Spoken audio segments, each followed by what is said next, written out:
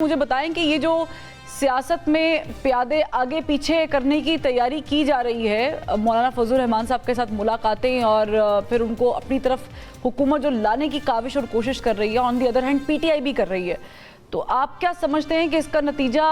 क्या निकलना चाहिए और क्या निकलेगा, क्या एक्सपेक्ट करें हम? देखिए, बहुत प्रीमेच्योर है अभी कुछ कहना, क्योंकि स्पेकुलेटिव स्टोरीज ज़्यादा हैं। यानी किसी से आप मुज़ाकरात की बात करें तो वो मुज़ाकरात एक ऐसी रिलेटिव टर्म में हम यूज़ करते हैं कि जी हाँ, और आप ही देखें कि अभी भी कोई इस तरह की माँ सिवाय इसके कि जो आज चकदई साहब का बयान सामने आया, इसके अलावा अगर हम देखें तो ऐसी मुझे कोई बहुत ख़ास और बिल्कुल ऐसी पेशरफ नज़र नहीं आ रही कि जिसकी बुनियाद पे ये कहा जा सके कि हाँ, मुज़ाकरात पर दोनों फरीक राज़ी हो गए हैं और मुज़ाकरात का जो है वो आगाज़ होना ही चाहता है। तो उस तरह की कोई चीज़ तो मुझे नज़र नहीं आई है। अलबत्ता ये ज़रूर है कि ज़ाहिर है चकदई साहब हों या मौलाना फजल रहमान हों, वो इस वक्त आप समझ लें कि इन बिटवीन वाला रोल प्ले कर रहे हैं, क्योंकि वो ना हुकूमत का हिस्सा हैं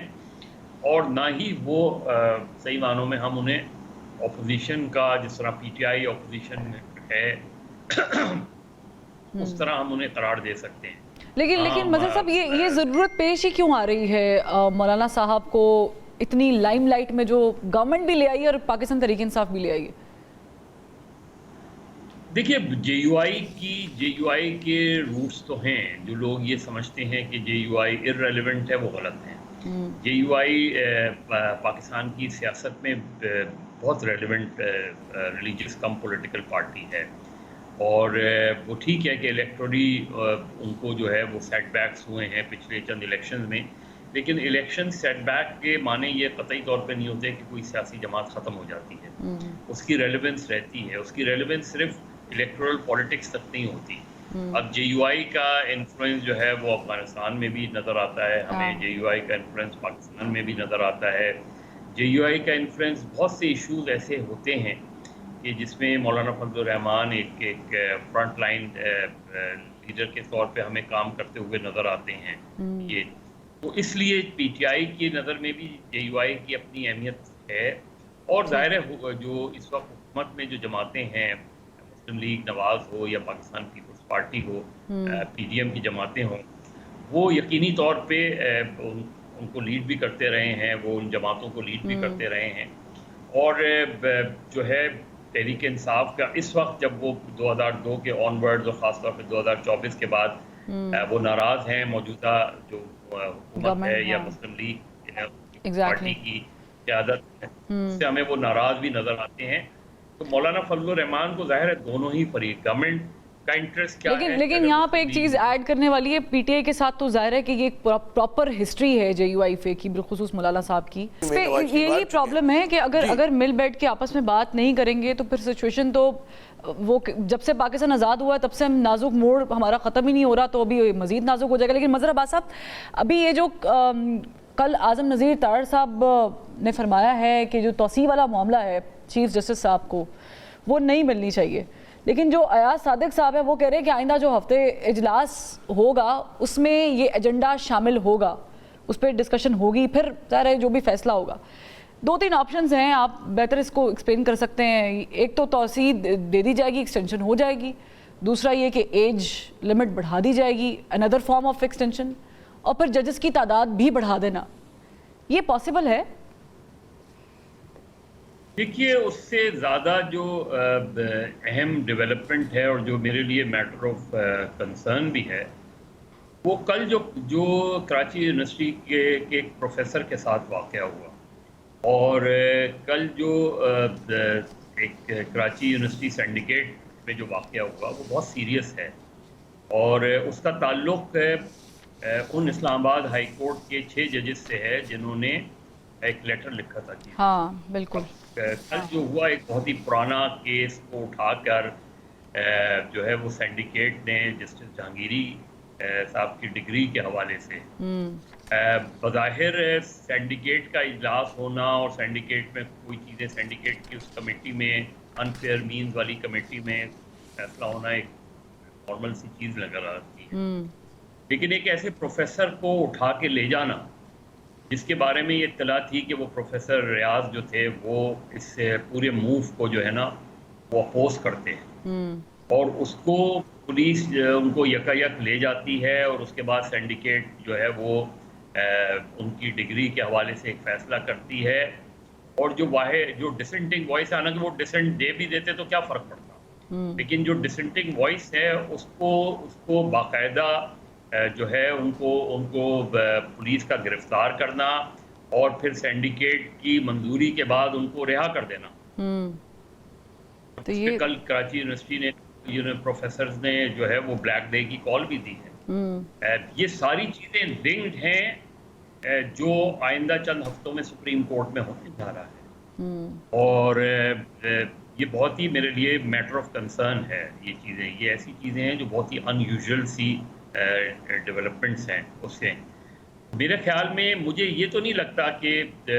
چیف جسٹس کو جو ہے وہ ایکسٹینشن دی جا رہی ہے، یا وہ ایکسٹینشن، جو چیز مجھے پاسبلٹی لگ رہی ہے وہ ججز کی تعداد کا میں اضافہ کرنا ہے، اور غالباً 23 سپریم کورٹ کے ججز کی تعداد 23 کرنا ہے۔ اب مسئلہ یہ ہے کہ ججز کی تعداد اس بنیاد پہ جو ہے اگر بڑھانے کا فیصلہ ہے کہ جی کیسز جو ہیں وہ پینڈنگ ہیں اور وہ ریزالو نہیں ہو رہے اور یہ ساری چیزیں ہیں، تو اس وقت لاہور ہائی کورٹ میں 22 ججز کی جو ہے 21 یا 22 ججز کی گنجائش ہے۔ جو ویکنسیز ہیں وہ ویکنسیز تو فل نہیں کی جا رہی۔ سندھ کے اندر کوئی 12 کے قریب ویکنسیز ہیں، 11-12، وہ تو فل نہیں کی جا رہی۔ تو ساری کنسرن سپریم کورٹ پر کیوں ہے؟ ساری کنسرن یہ کیوں ہے کہ سپریم کورٹ کے ججز کی تعداد جو ہے وہ بڑھا دی جائے؟ یہ جو چیز ہے کہ یہ پھر لگتا ہے کہ ہم جو واحد ایک ادارہ رہ گیا ہے پاکستان میں، سپریم کورٹ، وہ پولرائز بہت نظر آتا ہے۔ ان کے فیصلوں میں ہوتا ہے، 2 اوپینینز ہوتے ہیں، جس کو اچھا لگتا ہے اس کے حق میں فیصلہ آتا ہے، واہ واہ کرتا ہے، جس کے خلاف فیصلہ آتا ہے وہ تھو تھو کرتا ہے۔ یہ ساری چیزیں تو چلتی رہتی ہیں، لیکن میرا خیال ہے پھر اگر اس بنیاد پہ سپریم کورٹ کے ججز کی تعداد بڑھائی جائے گی، مجھے لگتا نہیں کہ پھر کچھ باقی رہے گا۔ ظاہر ہے کیونکہ حکومت جس چیز کی تیاری کر رہی ہے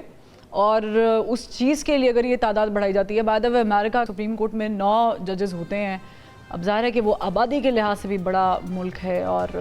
باقی چیزیں بھی ایڈ آن کر لیں، لیکن ہوتا یہ ہے کہ یہاں پر تو ایک ہائی کورٹ سے فیصلہ آتا ہے اور پھر سپریم کورٹ میں لے جاتے ہیں کہ جی اسے قلعدم قرار دیا جائے، تو ایسے ہو گیا ویسے ہو گیا۔ قانون میں بھی ذرا فلاز ہیں، لیکن اس پہ مزید بات کریں گے۔ شاہد خاقان عباسی صاحب نے کہا ہے، یہ بھی بڑا امپورٹنٹ ہے، سابق وزیر اعظم رہے ہیں، بڑے قریب بھی رہے ہیں، پھر دوریاں بڑھ گئی اور الگ پارٹی کا معاملہ ہونا، لیکن انہوں نے کہا جی یہ جو ایکسٹینشن ہے یہ صرف چیف جسٹس صاحب تک محدود نہیں رہے گی، یہ باقی اعلیٰ افسران، سینئر افسران کی ایکسٹینشن تک بھی جائے گی، جو حکومتی پیکج ہے اس میں شامل ہے۔ یعنی غالباً وہ اشارہ آرمی چیف کی طرف ہی کر رہے تھے۔